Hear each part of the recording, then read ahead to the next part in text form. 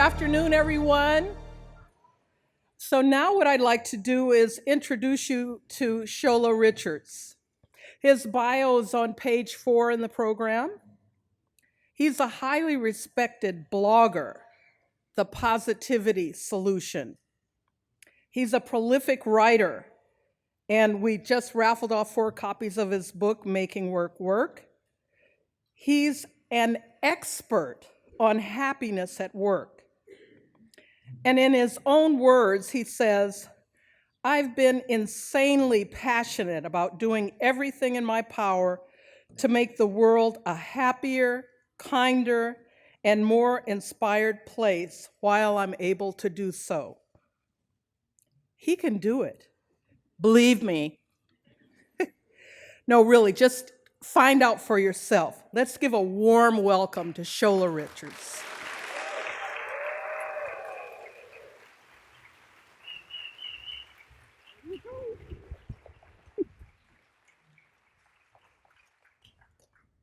Berkeley! What's going on, guys? Before I get started, though, do I have your permission? Can I keep it real with you all? I had no backup plan if you said no, so thank you. Have you ever had a moment in your life, something that happened to you, that made you question if you were wrong about everything in your entire life? Okay, so a lot of people did, okay. Some people are like, oh my gosh, back when I got married to my ex, or like when I was a kid or whatever. Believe it or not, like my moment happened this morning. This morning. So what I was doing was, I was doing FaceTime with my kids. I have my wife and my kids, so I have 2 little girls at home, 8 and 5, and they wanted to ensure that my tie matched my socks. Sharon, and they do. And so my youngest daughter, she's a kindergarten, she just finished kindergarten, and she asked me, because she saw me all dressed up, and she's like, "Daddy, what are you teaching in school today?" She calls work school, which is so cute. And here's that moment, man. I was thinking about what she said, and it almost fell out of my mouth. I was like, you know what, baby? I'm teaching them the exact same thing that you learned in kindergarten. How to be kind to each other, how to be respectful, how to communicate as a team. And this, like the youthful innocence of a 5-year-old, her eyes got all big on the screen. She's like, "Daddy, people your age have learned that too?" I was like, yeah, baby. At the risk of sounding like a Miss America pageant contestant, I got my wave down. What my goal is I want to create a kinder world. And specifically at work, and I'm sure you guys can probably relate to me, I think the world's getting a little bit meaner. And sadly, that's also found its way into the workplace. And for me specifically, I had to really think about this when I had the conversation with my daughter earlier. I had to think about, is this message still relevant about how we can change the workplace? Because if people our age still haven't learned the lesson yet, is it time to give up, or do we need to double down? My goal is I think that we need to double down. I don't know if anyone in this room can relate to this, but as a child, I was bullied as a kid. I was bullied mercilessly as a kid, and I was bullied for 2 reasons. One, I had horrible teeth that would not stay straight. They would not. They're straight now, though. I had braces as a kid, then again as an adult, I finally got them under control. But secondly, I grew up with a speech impediment. So you're like, how do I get in this line of work, right? So I stuttered a lot. My teeth were a little bit messed up. So I was an easy target for the bullies. And as a result, I developed something that I'm sure a lot of the high performers in this room can relate to. I developed something called Impostor Syndrome, where I felt like, oh man, another day where they didn't find me out. They don't know anything, And it was hard for me as I got older. I didn't feel like I belonged in any room that I walked into. And that was one thing. But then unfortunately, it got a little bit worse. As I got older, and the bullies who were young and throwing me up against my locker now became the bosses of the workplace and colleagues of the workplace, it got a little tougher. And 11 years ago, I worked in a work environment that can only be described as soul destroying. Yeah. You haven't heard it yet. Hold on. Yeah, soul destroying.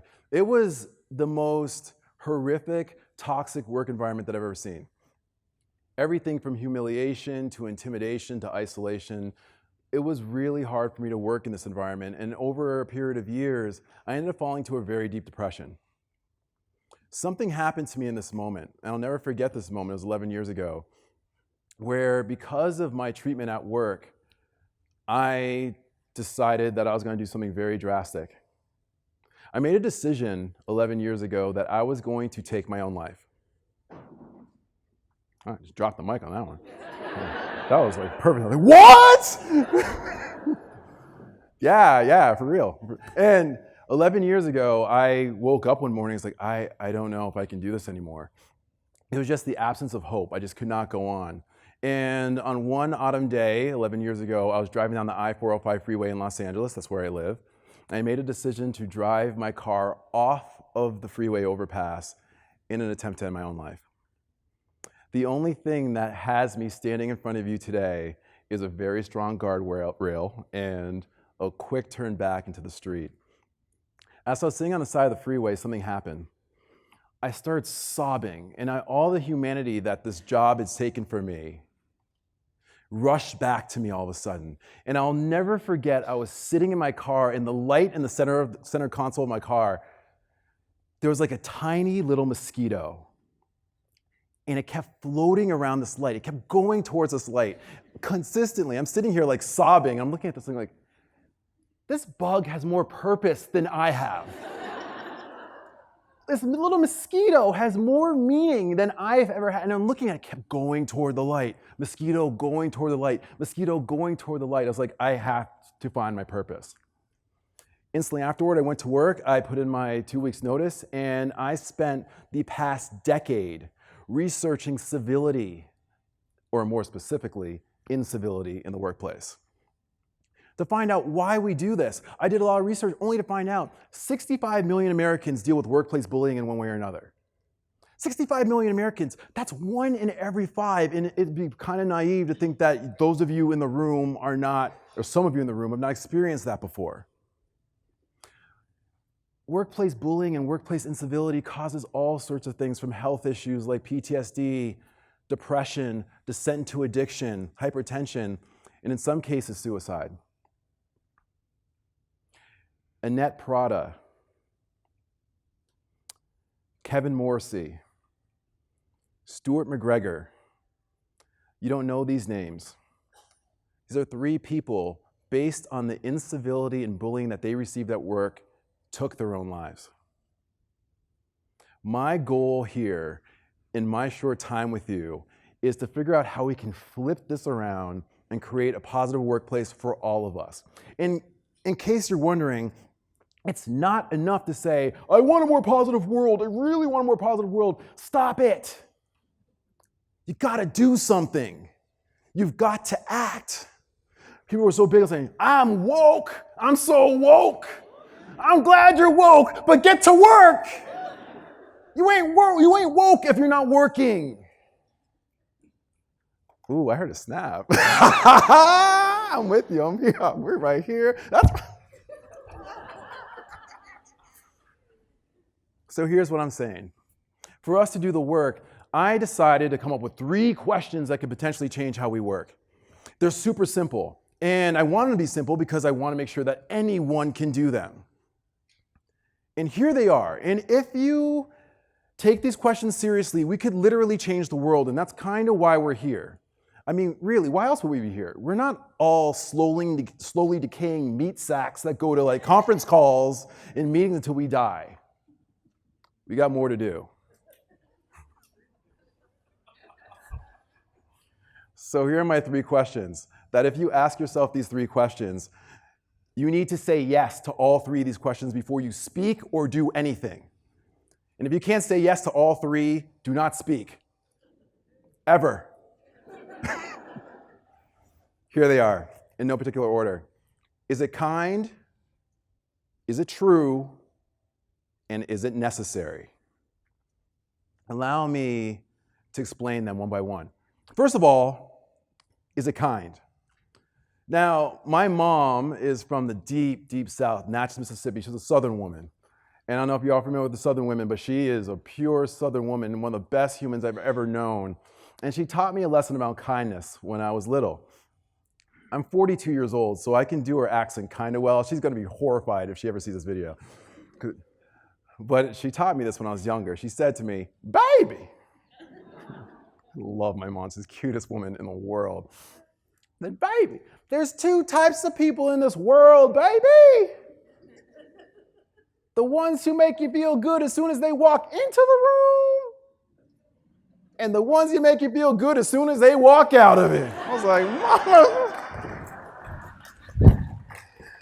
Mama's right.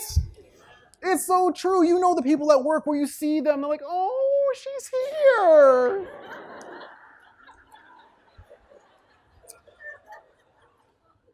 You know that's true. And then the ones who come in like, "Oh my gosh, she's gone." Yeah, chest bumping each other. I need us to be in the first group. I need us to be in the first group. Here's the thing. Admittedly, I'm a kindness extremist. Yeah, I said it. I'm a kindness extremist. I believe kindness is the most powerful thing that we have to offer. And by the way, kindness is not being nice. A lot of people think that being nice is like, "Oh, you're nice to me, I'll be nice to you." Some of the worst humans on earth are nice. To your face, anyway. Kindness is about an act of will, bringing your best self, as the theme of this conference, to work every single day. And you guys know this to be true. You probably work with some folks, right, who you're wondering, how did they get here?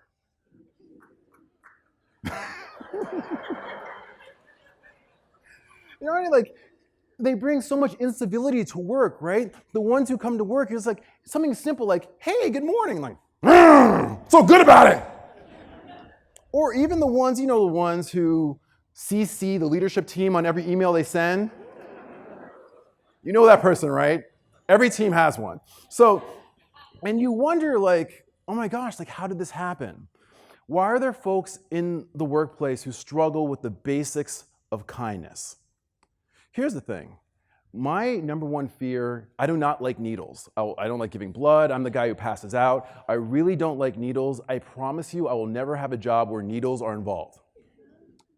So then, why are there people who choose to work with people when they don't even like people?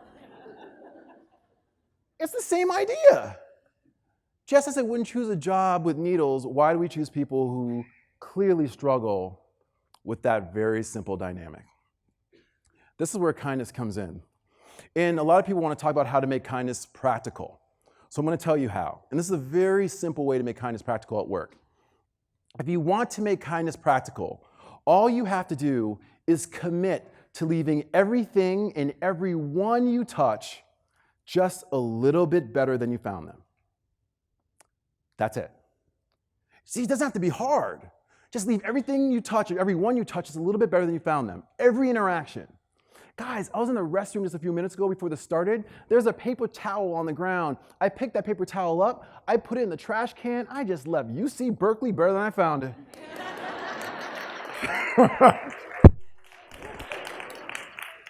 Sure did.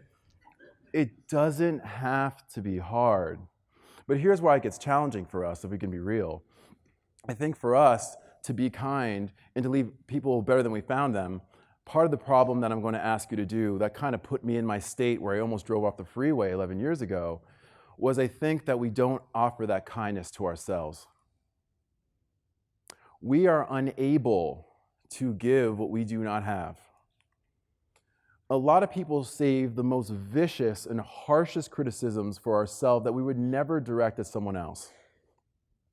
And my goal for us today, part of the goal that I have for us today, is to really think about this self-compassion stuff. Science has shown that we think 60,000 thoughts a day, and 80% of those thoughts are negative.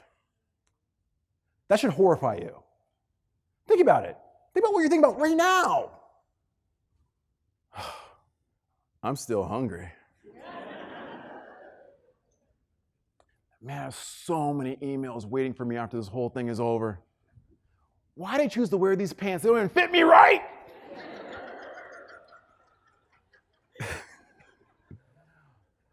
All these thoughts are going through your mind, right? And the challenge is, if we're not kind to ourselves and offer that self-compassion to ourselves, how in the world could we possibly offer that kindness to others? I'm asking you to start with doing something very simple. Be a kindness extremist by first committing to leaving everything you touch and everyone you touch a little bit better than you found them. The second question is it true? Now, a lot of people think I'm talking about, are you telling the truth? Oh, I don't know, but I'm talking about something deeper. Creating spirit of trust. Creating a spirit of trust. You know the easiest way to do that? What I call it, the way to do this, hear me on this. I want you to hear me, Berkeley. The way to create the spirit of trust, especially at work, is that you must connect to your higher self at work. You must. You must. Now, some of you are thinking, like, what's he talking about? Like, turn some sermon? I'm confused. When I say commit to your higher self, I'm not talking religious or spiritual. A lot of people hear higher self, they're automatically like, oh. No. What I'm talking about specifically is not your higher self, your H-I-G-H-E-R self. That's how you think you spell higher. No. I need you to connect to something different. Your H-I-R-E self. Your higher self. Do you remember the person who you said you were in your job interview? Said I keep it real, so why don't we just go ahead and go there, okay? We're right in that moment right now. You remember that person? What you had to say in order to get hired? Yeah. Oh, some of y'all forgot, huh? That person is your higher self. I need you to be connected to him or her. Remember, you guys know how it was. I work at UCLA, right? I'm assuming all UCs have pretty similar interviewing tactics, right? So I can guarantee you that when you came in for your interview at Berkeley, you're probably asked, so tell me about a time when you dealt with a challenging student, faculty member, or colleague. What did you do to make this very difficult situation work out for all parties involved? And see, all you see is ask the same questions, right? So, I'm guessing that what you did not say when asked this, was some variation of the following. Difficult student? I ain't got time for that. Difficult students, what about me? My life's difficult. Let me tell you my schedule for yesterday. Hold up. 4 o'clock, difficult. 5 o'clock, difficult. Drive home, difficult. Significant other, difficult. Falling asleep, difficult. This interview is difficult.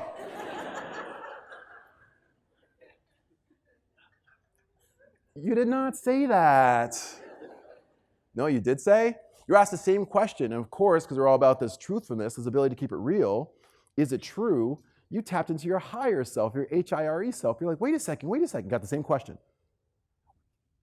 Difficult colleague? Difficult student?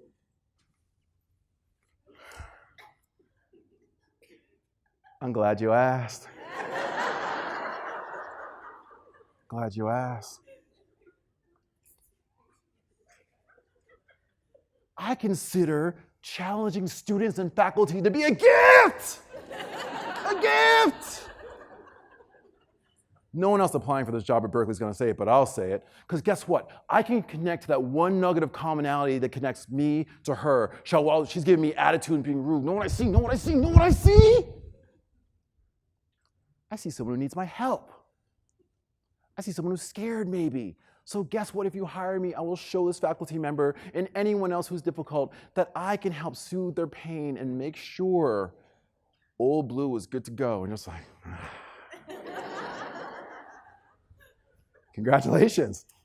It worked out. You're all here. So that's a good sign. But there's a problem with my story, though. There's a big difference from being hired to do the work and actually having to do it. This is what I want to talk about, that gap. Because a lot of people forget. A lot of people put on, everyone's like, man, on their resumes, right? On their summary statement, I'm a problem solver. Everyone says that on their resume, right? Until the problem comes. So the goal that I'm focusing on for us is to be the person who lives up to who we said we were in our interview. And if we want to make this practical, to improve the workplace significantly, if you would not say it in an interview, you should not do it at work. I'm going to say that again. If you would never say it in an interview, you should not do it at work. Let me ask you a question, an interview question. I'm going to be a super softball question. So let's say someone on your work team is struggling and needs some help. What would you do? Anyone want to answer that? A super softball. Don't overthink this. You would help them, right? How simple that is. I'm no trick questions. Okay, exactly, you would help them. But here's the reality that we face at work right now. The one thing that creates mistrust or distrust more than anything at work. People need help. And you know work culture's like this, right? Where you're afraid to raise your hand and say, I don't know. Or I need help. Or I'm overworked. Or I'm burned out. So know what ends up happening since we can't be real? We end up creating work environments where everyone lies and fakes who they are and gets through the day, and the students who we are entrusted to serve and anyone else on this campus does not get our best selves because we cannot tell the truth. So when I say, is it true, I need you to have the courage to raise your hand and be like, I don't know. I don't want you suffering in silence anymore. The challenge of this is hard to do, but it's necessary. Which leads me to the third one. Is it necessary? So for this one, this is when stuff gets hard. This question, when you start thinking about, should I do this, ask yourself, is it necessary? And what I mean by is it necessary is the hard stuff. The willingness to have that very difficult conversation with someone who you know you need to have it with. You all have that person. Also, too, when life punches you in the mouth. And if it hasn't happened yet, it's coming, just so you know. And last, maybe most importantly, is in situations where maybe you have some toxic influences in your life, personally or professionally, and you need to separate yourself from them. Here's what necessity looks like. And I'm going to ask you a really tough question, and I want you to think about this. We talk about the theme of the Now conference this year is to bring your best self to work. So in order to do this, in my opinion, to do this necessary work, I want you to think of the people who are in your inner circle, outside of work. The people who are the closest to you. And ask yourself this very important question. Does this person enrich my life? Do they fill me up? Or does this person drain me? If you have more people in your life, in your inner circle, who drain you, work is hard enough. It's hard enough. And then you have to go home and also surround yourself voluntarily with some people who also drain you. I can promise you something. If you keep people in your inner circle who drain you, and you know, I'm talking to someone in this room right now, I know that.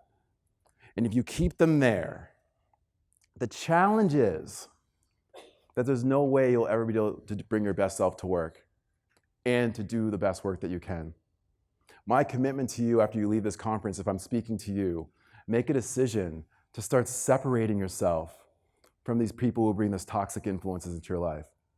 Because if I can be real, some people need to be loved from a distance. Like, why does this matter? Is it kind? Is it true? Is it necessary? Why does this make such a difference? Well, I've seen it. I remember when I was sitting in my car and the mosquito was moving around the light, and I had to figure out what this meant. And I sat in the car and I thought back to when I was a kid. as to why this kindness stuff, truthfulness, and doing what's necessary matters.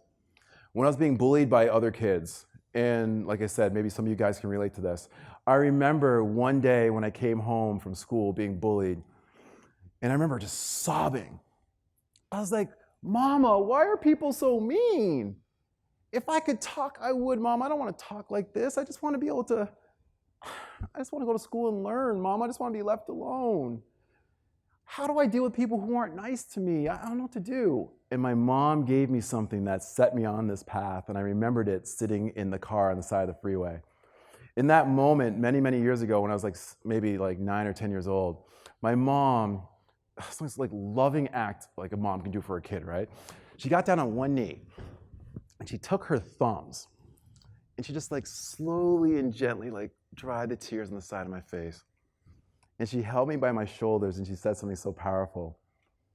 She said, "Baby, your job is to shine as bright as you can while you're on this earth. Your job is not to dim your light to make other people more comfortable with you, baby. Listen, baby, look at you. There's no way that you can change the world. Darkness cannot make more dark. Darkness cannot heal anything. The only way to heal the world, baby, is to shine bright.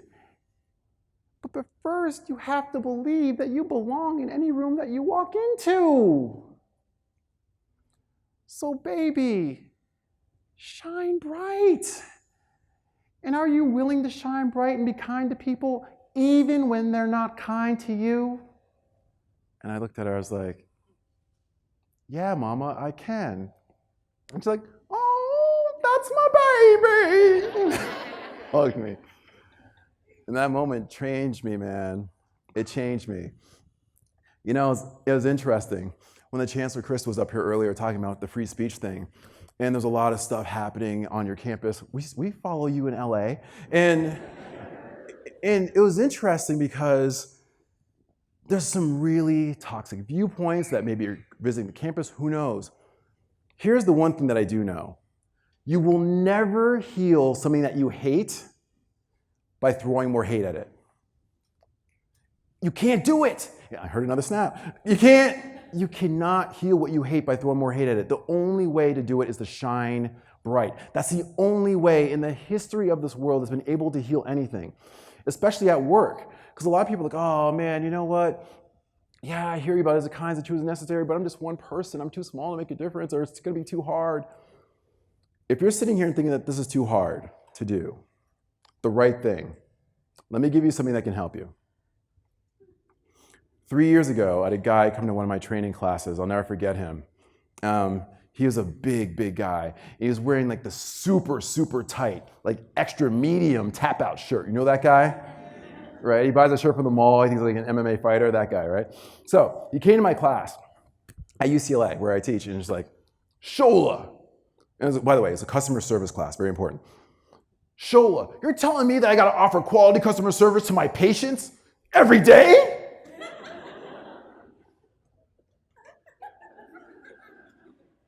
Every day? You want me to be kind and loving to these patients every day? Even the rude ones? "Because Shola, that's what you're telling me. You're full of it. You know it." And he sat down. He's like, "Yeah." So I shared with him something that I want to share with you all about what to do when things get hard. And I made him think I was on his side, but I really wasn't. I was like, "Oh no, be kind to your patients every day? No. Care about the people who you work with every day and be a kind, civil human being? No. Every day? Come on. It's ridiculous." And he's like, "Yeah, he's validating me." And that is when he pulled the rug out from under the dude.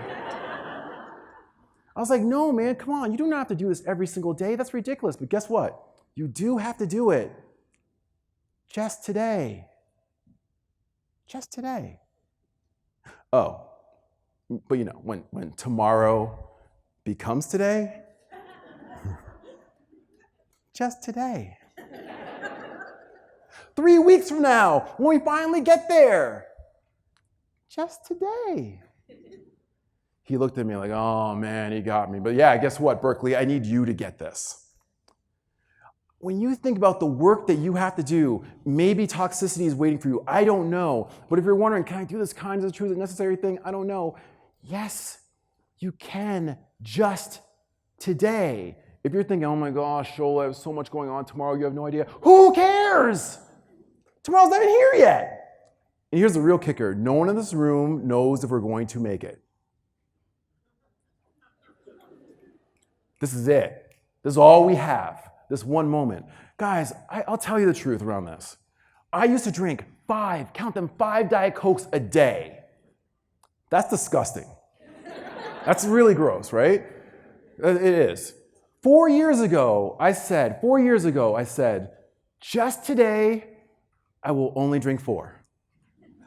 I mean, gotta start somewhere, right? So I'm like, all right, just today. 6 months later, I said, just today, I will only drink 3. 2 weeks later, I said, just today, I will only drink 2. 2 days later, I said, just today, I will only drink 1. And the following day, I said, just today, I will not drink 1. And for 4 years and counting, I have not had a sip of a Diet Coke. And I replaced it with green kale smoothies from my Vitamix blender? What? Talk to me about change. It's possible. So when you think about what you need to do, man, I don't care what it is. Just stay on just today. And trust me, you can do anything till you fall asleep tonight. That's all I'm asking you to do. If someone said to me, hey man, can you be positive for the rest of your life? I'm like, no. Of course I can. Are you kidding me? I can be positive today. And so can you. In closing, when you think about these questions, if you're anything like me when I was sitting on the side of the road and I'm mosquitoes buzzing around in my car after I tried to take my own life and I felt in a moment that I was too small to make a difference, I want to leave you with this one note. I had a situation where there's a nurse that came up to me at UCLA once and said, Shola, I am too small to make a difference. This place is huge. I'm just one person. I can't make a difference. And I took her down. Her name was Jody. And I sat her down and I shared with her the story that I'm about to end the story with you. She thought she was too small to make a difference. I sat her down and I said, when I was 14 years old, I was older than that. I thought to myself that I was too small to make a difference too. In this story, I talked a lot about my mom, but I've not talked about my dad, who is the fabulous life partner of my mom for the past 47 years. Best example of human love I've ever seen. They hold hands on walks, they kiss, which is gross. But no, they're wonderful human beings. They're the best people ever. And my dad is from a small country in West Africa called Sierra Leone. Ever heard of it before? Yeah. Good, of course, Berkeley, hello. You're the smartest people on earth. All right. So for those of you who maybe are like, I don't know where that is, then an easier question. Have you ever watched the Disney movie The Lion King before? So my dad is like Mufasa. He's the kindest, wisest man. He is, which makes me Simba. I'll be king one day. It's gonna happen. So when Jody said she was too small to make a difference, I shared this with her. When I was 14 years old, I came home from school after a particularly bad day being bullied and being treated horribly. And I'll never forget when I came home, I was like, Dad, I'm too small to make a difference in this world. I'm done trying. And I went to my room and I slammed the door like a punk. I did. And I sat in my room and I marinated in my teen angst. I was all emo with it, like, don't talk to me. My dad, being the incredibly kind, wise man that he is, called out to me in a voice that I can also do pretty well by now. He said, Shola. That's how Dad talks. He'll probably be horrified when he hears this too. Shola, come here, boy. We need to talk. So Dad, I listen to my dad. So like, sure, what's going on? Like, Shola, you said you're too small to make a difference. Is that correct, boy? I was like, yeah, Dad, get this. My girlfriend doesn't listen to me. My teachers don't listen to me. My basketball coach doesn't listen to me. Silence, boy. And I was quiet. What my dad said next changed my life forever. He said, Shola, whenever you think that you're too small to make a difference, try to fall asleep with a mosquito in the room.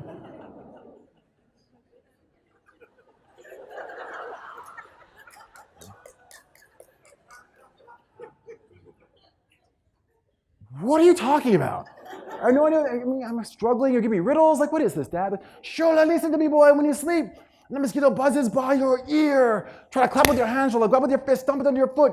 Can you sleep peacefully, boy? When the mosquito buzzes by your ear. I'm like, no, Dad. I'm not trying to swat it and grab it.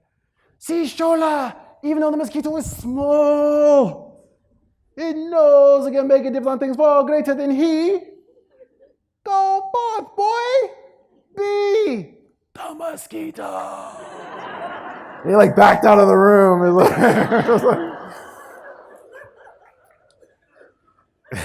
That was deep, man. I'll tell you, for those of you who don't think you can make a big difference because you're too small, you're one person, you're wrong. Every movement on earth that's made any significant difference started with one person who believed that they could actually do something. If you look around your workplace and you're thinking, oh man, they're not gonna do it, they're not gonna do it, you're already wasting your time and your energy. Focus on what you can do. Is it kind? Is it true? Is it necessary? Is a very, very, very simple philosophy. And if you do it and you live it, it can change everything. Because yes, I believe that the questions can change you, but your answers will change the world. And if you're wondering why this matters so much to me, why I care so much about this, and why I believe this will work, is this one simple lesson that I could have realized in the car 11 years ago that I know now. Shine bright, UC Berkeley, because from what I've heard, mosquitoes are attracted to light. You belong in any room that you walk into, and let that light that's within you be all the proof that you need. Thank you so much.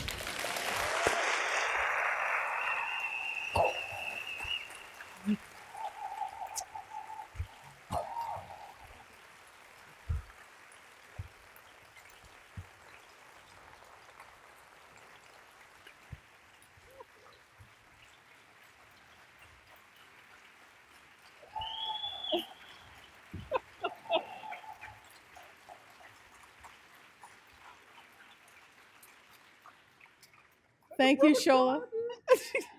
On behalf of the committee, we'd like to present this gift to you. Thank you so much. Oh my gosh, thank you, Sid. Yeah, all right.